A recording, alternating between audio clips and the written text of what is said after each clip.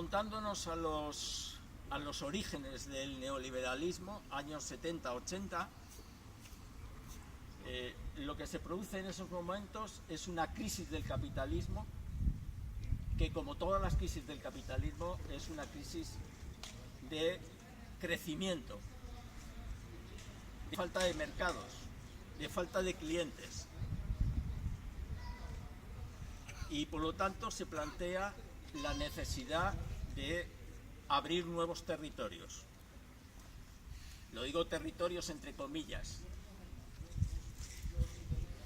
No son territorios ya en buena parte físicos, que también, por ejemplo, los países del este, sino que son, para lo que a nosotros nos interesa, que es la educación, son nuevos territorios en los que, como la educación o la sanidad,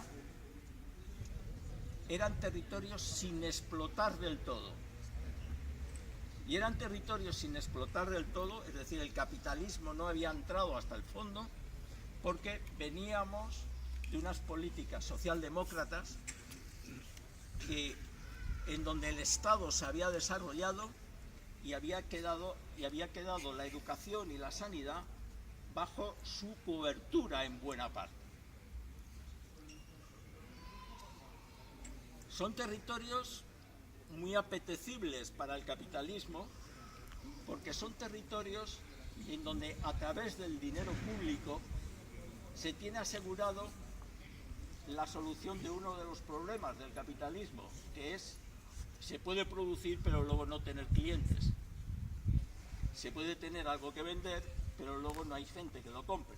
Pero con el dinero del Estado, el territorio de la educación y el territorio de la sanidad eran territorios en donde se aseguraba a través del caudal público que iba a haber dinero para, si se lograba romper la protección del Estado, se pudiera hacer negocio.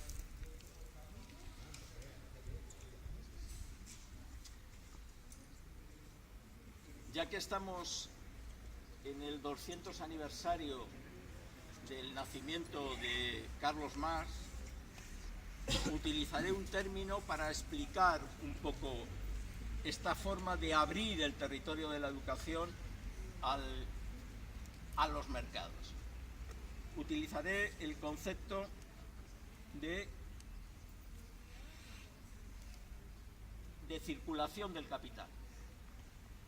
Lo que intenta el capitalismo para abrir el territorio de la educación, y podríamos decir de la sanidad, en general todo lo que voy a decir, o casi todo lo que voy a decir sobre la educación, puede ser trasladado a la sanidad también. Lo que había que hacer para poder penetrar ese nuevo territorio, ese territorio de expansión del capitalismo, era, y esto ya es una primera reflexión que quiero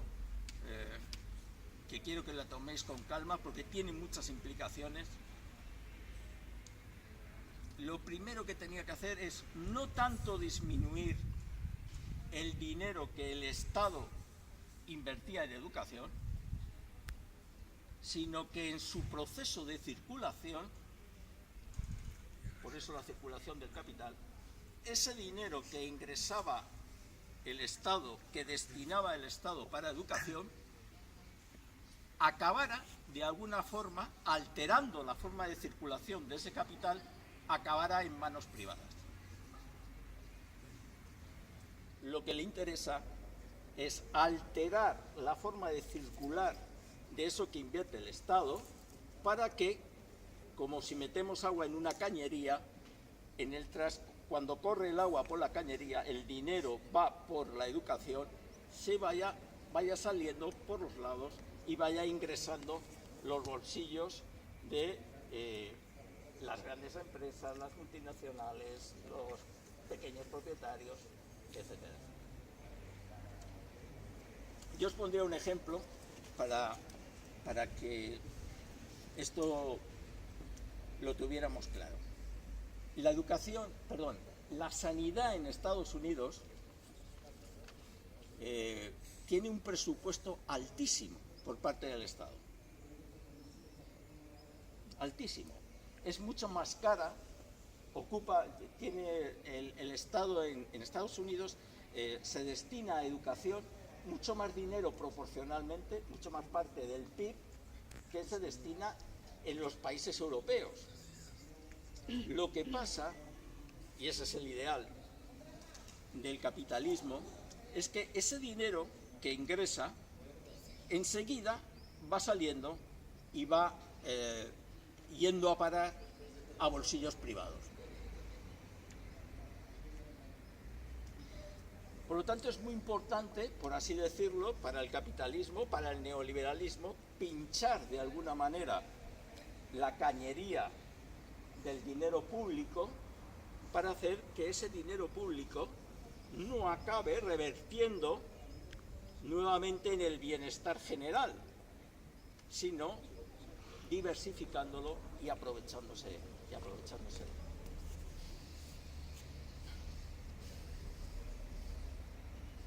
Hasta los años 70, los años 80, el beneficio que sacaba el capital del dinero que se invertía en educación estaba muy limitado. Algo caía, por ejemplo, los libros de texto. Era una parte del dinero público que en cierto modo o indirectamente era para educación. Por ejemplo, en la reforma de los años 80, que luego dio lugar a la LOCSE del 90, hubo un momento absolutamente crítico cuando la reforma experimental, algunos estuvisteis en aquellos momentos, empezó a trabajar sin libros de texto. Y entonces las editoriales fueron directamente a ver al ministro y decir, bueno, esto, ponga orden usted aquí.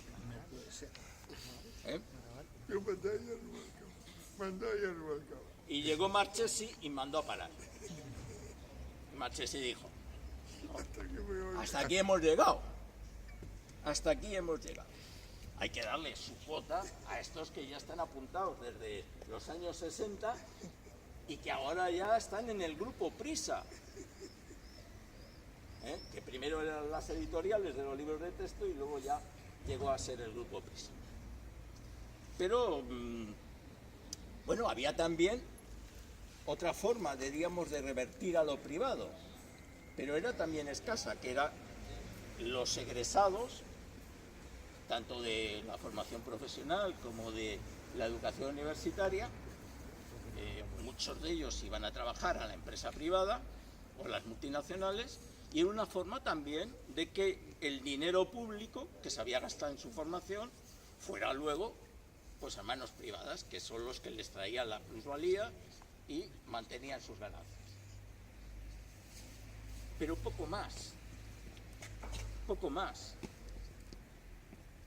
Es decir, se necesitaba otro tipo de políticas que permitieran una circulación del capital mucho más propicia a los intereses empresariales. Por lo tanto, el problema era cómo abrir el territorio educativo al beneficio privado. Y así las políticas neoliberales se plantearon una serie de líneas de actuación. En primer lugar, enchufaron hasta hacer que lo interiorizáramos las teorías del capital humano y sus correlatos. La teoría del capital humano es una teoría que nació en los años 60 en la escuela de Chicago, donde las escuelas neoliberales era, diríamos, alguien que le dijeron, tú dedícate a educación, y entonces sacó el concepto de capital humano.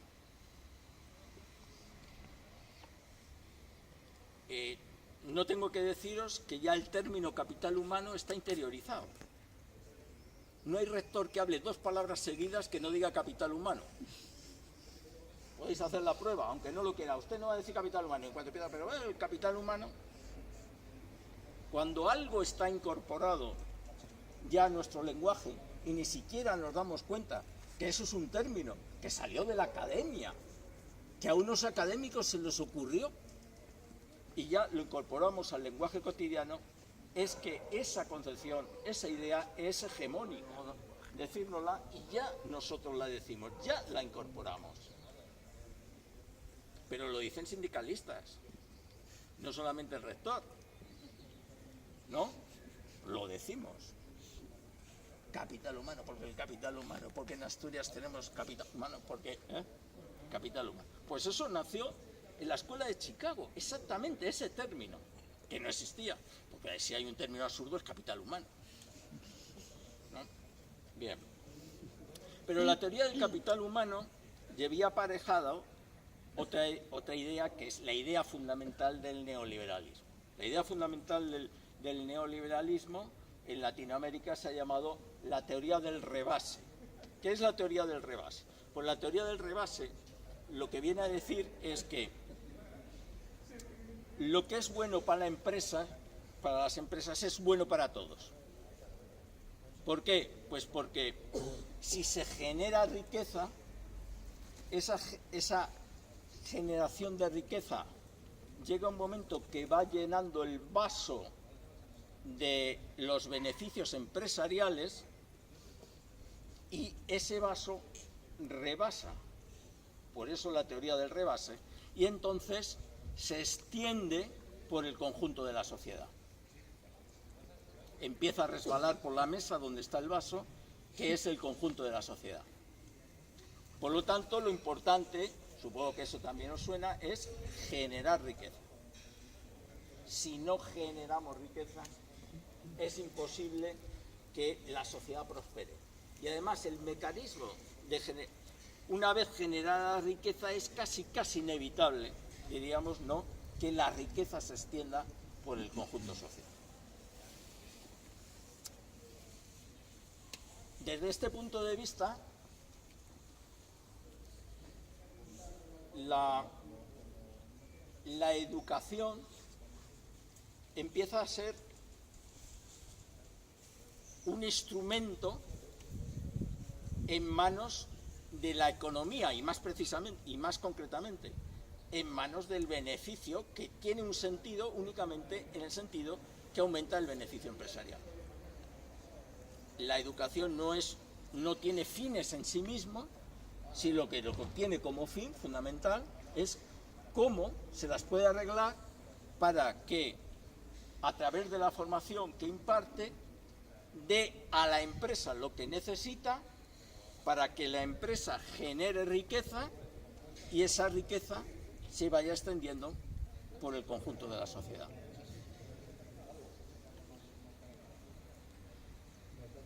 Etcétera, etcétera. Y la mejor forma de vincularse a la empresa es ponerse a su servicio.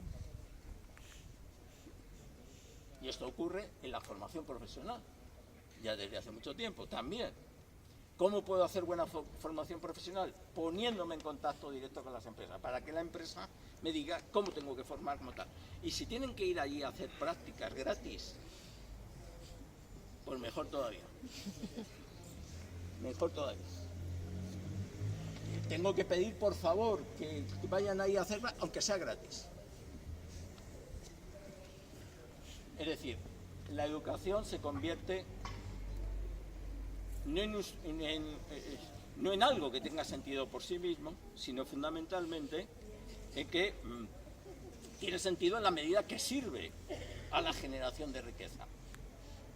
Porque la generación de riqueza va a generar riqueza general en la sociedad, se va a distribuir por la teoría del rebase, va a abarcar al conjunto de la sociedad, según las teorías neoliberales.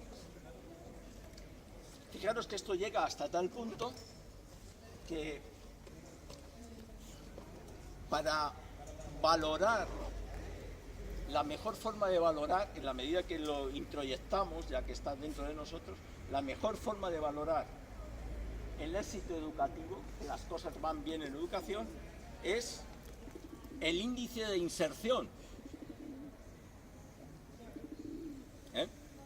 Y el índice, es decir, de la promoción tal de esta facultad de la Complutense de Madrid están colocados tantos, del Instituto de Formación Profesional se han colocado estos cuantos, ¿no? Incluso la educación utiliza los índices de inserción como propaganda de que ese instituto es mejor que el otro, de que esa universidad es mejor que la otra, que la facultad de Derecho de tal sitio es mejor que la facultad de... ¿Por qué? Pues porque asumen que ellos no tienen una finalidad en sí misma, sino que su finalidad, la forma de medir su buena educación, la educación que imparten, la calidad de la educación que imparten, es por el nivel de inserción, por el nivel de respuesta que tienen por parte de la empresa.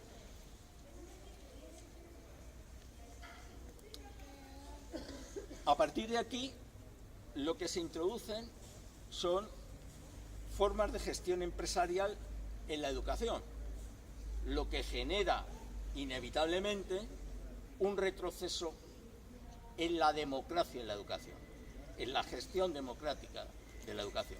Porque si hay algo que no es democrático, es una empresa.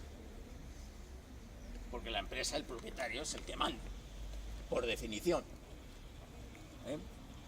A pesar de lo que digan algunos periodistas, ¿no? que los que se consideran que forman parte del periodismo libre, ¿no? Si el que manda, manda, y si no, no obedeces, pues... Bien, esto significa cosas muy concretas. Esto significa, por poner un ejemplo y no alargarme mucho con esto, eso significa, por ejemplo, que se crea un organismo como es la ANECA, la Agencia Nacional de la Evaluación de la Calidad y la Acreditación, que es una institución de régimen privado. Lo digo así bien alto porque hay muchos profesores universitarios que todavía no se han enterado. De régimen privado. Es una fundación pública de régimen privado. Privado. Que nada más y nada menos, controla, evalúa todos los planes de estudio de todas las universidades, los manda a corregir si no le gustan, no los autoriza, y tiene por misión acreditar a todos los profesores de todas las universidades de España para poder acceder a cualquier puesto docente. Desde profesor asociado de grado enésimo al 50º, al 30º, a titular, a no titular, a contratado, a medio contratado, a lo que quieras. Fijaros qué poder. Si eso no es privatización, con unos estatutos privados, en donde es un club de rectores, donde los rectores se reúnen y son el interlocutor del ministerio.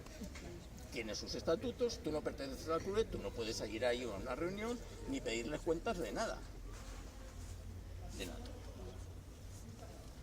Esas son formas de gestión privadas que se adoptan a un nivel general, pero también hay que hablar de lo que significan los claustros de la universidad. El otro día en una reunión decía Borja que con el anterior rector, Julio Rodríguez,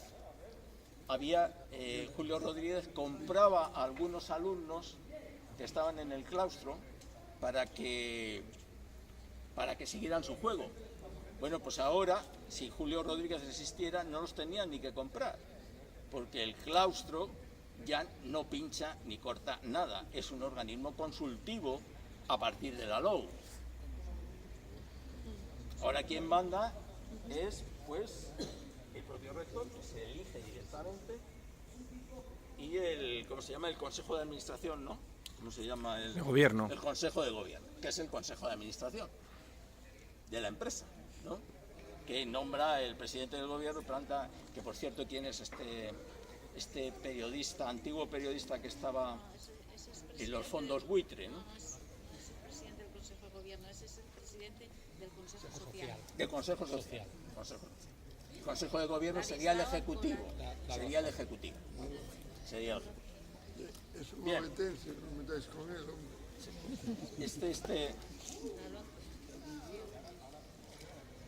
Bien. Otra de las líneas de actuación para ir penetrando, diríamos, el sistema educativo, para ir cambiando la circulación del capital, es el establecimiento de los índices de calidad para ordenar el mercado educativo. Me estoy refiriendo, pues, a desde las reválidas a los PISA, ¿no? Es fundamental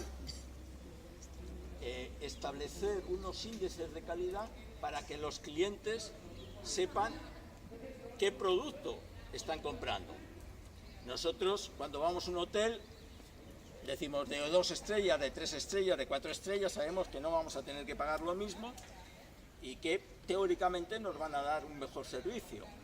Bueno, pues igual hay que ordenar el sistema, pero ordenar el sistema tiene, aparte de esta redistribución de los clientes, un valor añadido, que es que desde el punto de vista del mundo de la empresa, esto genera una dinámica que hace que los clientes con más poder adquisitivo, que están dispuestos a pagar más, se vayan orientando hacia los índices de calidad más elevados, vayan buscando las universidades, los posgrados más elevados, y ahí ya se sabe que es donde están los clientes, a donde hay que llegar para captar clientes que tengan poder adquisitivo. Es lo que ocurre también en la sanidad. A las empresas privadas de sanidad le interesa saber dónde se sitúan los clientes con poder adquisitivo que son capaces de pagar un poco más en el momento que no están dispuestos a esperar un año para que les operen del menisco. Entonces, esto hace como una redistribución, ¿no?, del mercado que permite realmente que los interesados en dirigirse a determinados clientes con poder adquisitivo sepan por dónde pueden estar situados. Y la Universidad de Yale hace un convenio con la Carlos III para dar ese curso el fin de semana, que luego el del PP lo exime como que ha ido a Yale. El rey Juan Carlos. El rey Juan Carlos, no es lo mismo. Bueno, el rey Juan Carlos. Bueno, la Carlos III habría que mucho que hablar también. Pero bueno, la rey Juan Carlos. Por cierto, se me había olvidado ahora que me dices lo de la rey Juan Carlos. Se me había dado un dato que me parece bastante significativo. El último presidente de la ANECA, el último, no el actual, que no sé quién es un señor de la rey Juan Carlos. Un señor de la rey Juan Carlos que estuvo en la rey Juan Carlos durante muchos años con ese rector que le echaron por plagiar, y que ahora, para que os veáis el tipo de personajes que aparecen por la ANECA presidiéndola, ahora es el ministro de Educación. Bueno, sigue siendo ministro de Educación y lo era con Cristina Cifuentes. Estamos hablando de ese tipo de personas. Un señor consejero. Es un tal Rafael van der Kier o algo así. ¿Qué es lo que ocurre? He señalado algunas de las líneas, diríamos, de penetración, ¿no?, de las políticas neoliberales en el mundo de la educación. ¿Pero qué ocurre? Pues que en la perspectiva ya que tenemos de bastantes años de aplicación de las políticas neoliberales, de desarrollo de las políticas neoliberales en la educación las políticas neoliberales educativas aparecen como un falso relato. En el momento que nos paremos un poquito a pensar, nos daremos cuenta que ese relato simplemente es un relato mentiroso, incumplido. No ha sido así. Yo creo que eso empieza a quedar en absoluta evidencia a partir al menos del 15M de 2011. ¿Por qué digo esto? Porque el 15M de 2011 salen a la calle con sus propios cuerpos y se ponen delante de todo el mundo aquellos que han hecho todo lo que les han dicho las políticas neoliberales en educación, es decir, han estudiado, han llegado a la universidad, han hecho máster y están en empleos precarios, trabajando los fines de semana, en empleos de 4 horas, saben varios idiomas, pero han tenido que marcharse a Alemania y luego han tenido que volver. Se ponen en carne mortal delante de todos y decimos, nosotros, ¿qué pasa con nosotros? Es lo que dice. ¿Dónde está eso que nos contaron? ¿Qué pasó con eso? Yo hice máster, mis padres se esforzaron, luchamos, fuimos a la universidad y estoy aquí repartiendo pizzas.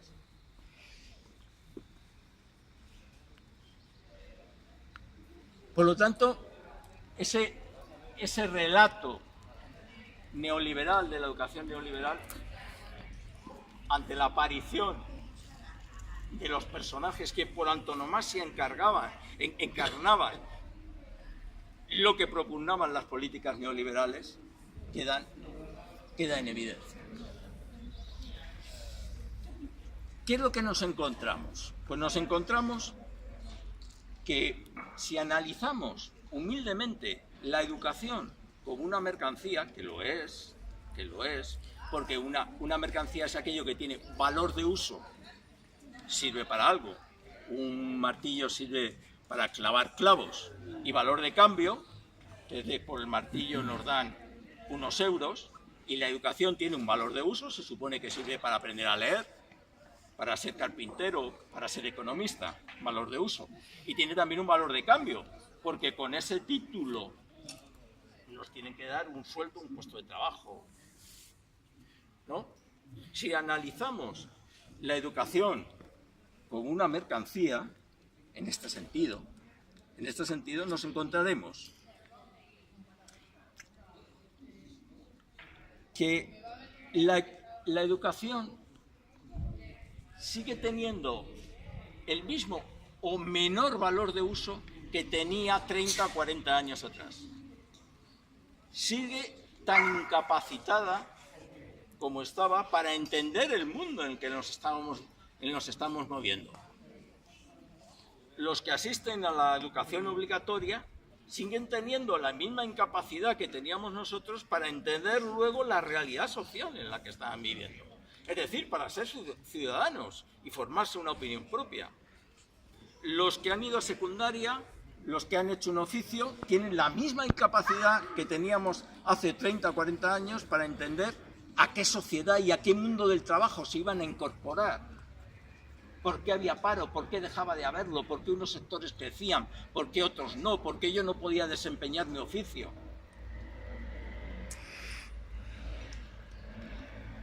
Es decir, la educación sigue teniendo un problema, que es su escaso valor de uso. Un problema muy antiguo. Seguía teniendo. ¿Y por qué en todo caso se había agravado? Porque de ese problema nadie se había ocupado, precisamente porque lo único que se buscaba era su valor de cambio, su valor en el mercado. ¿Este título para qué me sirve? ¿Dónde me voy a colocar? ¿Cuántos puntos me van a dar? ¿A dónde voy a ir? Y como eso era lo único, todo el terreno del valor de uso de la educación había quedado como un valor absolutamente secundario, que nadie se había preocupado de él, porque la educación en su valor de uso no tenía ningún sentido. Cuando ahora dicen algunos estudiantes, pero si es que ya nadie estudia para entender algo. ¿Quién estudia para entender algo? Algunos que son como frikis. Este es un friki, joder, qué raro, ¿no? Porque dice, bueno, ¿y a qué venimos aquí? ¿Y cuántas... ¿en la asistencia cuánto es? ¿El 85%? Bueno, que quede claro del principio. El papelito, ¿cuándo nos lo dan? Al final, bueno. Pero esto no lo estoy diciendo solamente en los máster, que también. Lo primero que hay que decir en un máster es cuántas veces tienes que venir y cuántas hojas tiene que tener el trabajo que tienes que entregar. Entonces ahí aguantan, le cuenten lo que le cuentes, el 85%, ya, adiós. En un máster nadie suspende, nadie. Tú pagas la matrícula, estás ahí el 85% poniendo cara a póker o sin ponerla, ya haciendo lo que quieras. Luego entregas cortas y pegas, y a lo mejor hay un friki profesor que se lo lee y te pone algún inconveniente. Bueno, ya empezamos a joder aquí, ¿no? Yo pago la matrícula, ya no. Es un hecho, nadie suspende los másteres. Nadie suspende los másteres. Ni siquiera los que no van. La educación tiene un fin en sí. Y esa es la tarea fundamental. ¿Qué tiene que saber alguien que pasa por la educación obligatoria para entender? No para entender, sino para poderse formar una idea del mundo en el que está viviendo. Esa es la pregunta. No tenemos que poner cosas porque luego se lo van a pedir. Entonces, y al otro se lo van a pedir, y al otro se lo van a pedir, y luego al final de lo que se le van a pedir, al paro y a la precariedad. ¿Qué sentido tiene esto? ¿Qué despilfarro tan tremendo de dinero es todo esto? Es tirarlo a la basura. Tirarlo a la basura. Por lo tanto, primera reflexión a poco que nos paremos. ¿Qué hemos hecho con el valor de uso de la educación? ¿En qué medida ha progresado? En 30 años, en 40 años de políticas neoliberales. Es decir, más bien lo que da la sensación es que lo hemos metido en un pozo que va a ser muy difícil sacar. Esa es la sensación. ¿Quién va a ir ahora a decir, no, pues es que se trata de que comprendas, que te formes una idea? ¿Y esto para qué sirve? Es decir, ¿qué valor de cambio tiene? Pero si esto lo podemos decir con respecto al valor de uso de la mercancía de educación, y lo hemos perdido persiguiendo el valor de cambio, lo que valía el título, luego resulta que es el colmo que la educación también ha perdido su valor de cambio. Porque cuando eras licenciado, cuando yo acabé, bueno, había oposiciones todos los años. Bueno, tardabas o no, pero podías tener un acceso a un empleo público en donde podías trabajar con cierta libertad, por lo menos no estabas en la precariedad más absoluta y de un año para otro ibas a la calle. Por lo tanto, ¿y ahora? Tras 40 años de darnos con la propaganda y una y otra vez, y hay que formarse, y si tú te formas, ¿cuál es el valor de cambio? ¿Y qué significa esto, como os decía antes, para el dinero público invertido en educación? Esto no es despilfarrar. Entonces, ¿qué es despilfarrar?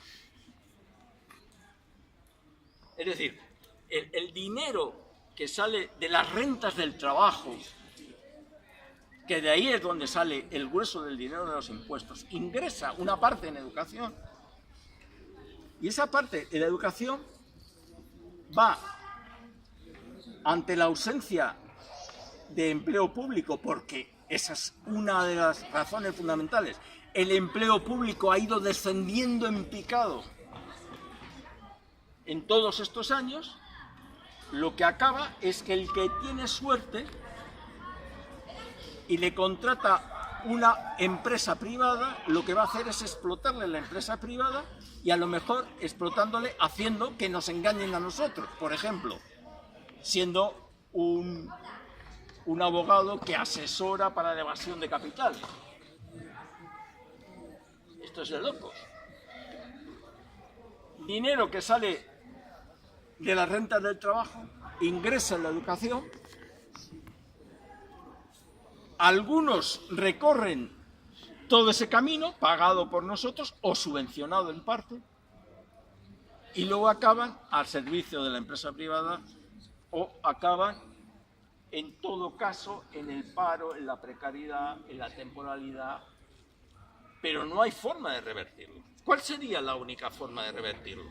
La única forma, que hubiera empleo público. Hay que decir, no voy a quitaros esa idea de la cabeza, y ya sé que no podría además, pero no los recortes, bien, sí. Vamos a situarlo mejor lo de no a los recortes. Primera cuestión que hay que hacer, que haya una red pública, que sea universal y que sea gratuita. Y para eso se necesita dinero público, claro que sí. Claro que sí. Y eso es fundamental, claro que sí. Pero en eso estamos muy entrenados ya. Eso es lo que nos sale ya de primeras, ¿no? Yo diría que con una salvedad, yo diría red pública, gratuita y no es exactamente becas, no es exactamente ayudas, es gratuito. Es gratuito. Porque las ayudas, las becas, siempre fue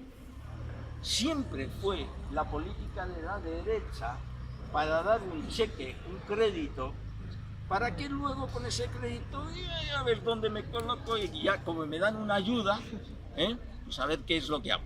Entonces hay que estar reteniendo las ayudas para que sea esto, lo otro, más allá. No, aquí todo el mundo puede estudiar hasta el nivel que pueda estudiar, con unas limitaciones. No puedes estar 50 años repitiendo esto porque te vamos a ayudar, además, a que tengas un pequeño sueldito si tú no puedes.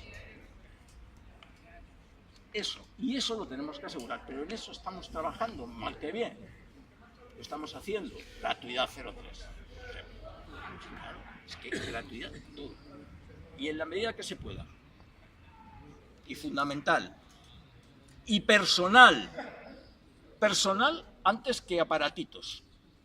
Personal. Necesitamos personal. Y personal bien formado. Y convocatorias públicas todos los años. Bien, eso estamos formando. Pero al mismo tiempo se necesita abrir otros frentes porque si no se desequilibrará la perspectiva. No conseguiremos revertir, que es, por ejemplo, hay que abrir un proceso de democratización de la gestión de la educación. No podemos conformarnos con lo que ocurrió con la LOU en el año 2000, a partir de la LOU de los años en los que hubo una regresión brutal en la gestión democrática de la educación. No podemos consentir que haya un organismo privado que tenga controlado absolutamente la universidad. Esto es una vergüenza.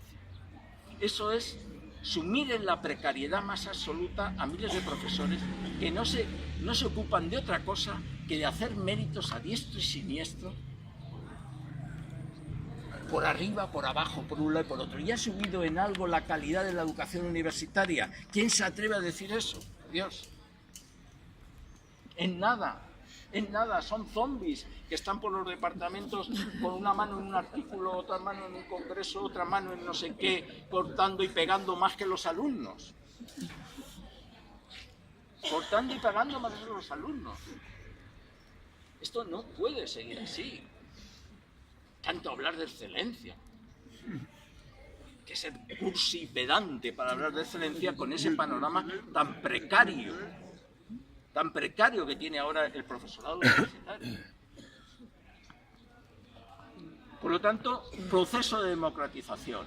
Y eso es una tarea fundamental, que es la otra parte. Es que han necesitado, para la introducción de las políticas neoliberales, han necesitado desmontar la democracia. Igual que han tenido que ponernos ese tapón que es hoy por hoy en buena parte la Comunidad Europea, con sus organismos que no tienen ni siquiera un funcionamiento democrático, como la Comisión o el Consejo, donde un parlamento limitado que no puede presentar iniciativas, han necesitado eso para que Europa se convierta en el primer escenario de implantación de las políticas neoliberales. Una cosa tiene que ver con la otra, y la otra tiene que ver con la una. Claro que sí, porque son dos patas necesarias de un banco. Por otra parte, tenemos que, y este sería, diríamos, el tercer plano de actuación, devolver su valor de uso a la educación. Hay que levantar otra vez la bandera de la innovación. Hay que romper ya con la vieja historia fracasada de los sesenios, del meritoriaje universitario. Y hay que levantar un monumento a aquellos que en su momento no firmaron los sesenios. Aquí en la Plaza del Paraguas. Aquellos que en su momento no firmaron los sesenios, porque fueron unos visionarios y se dieron cuenta que eso no conducía a ningún... Y luego también tenían algo de dinero ahorradillo para poder...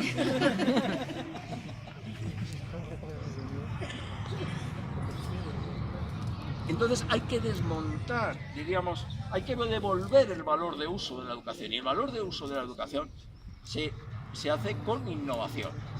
Y hay que buscar políticas de innovación nuevas.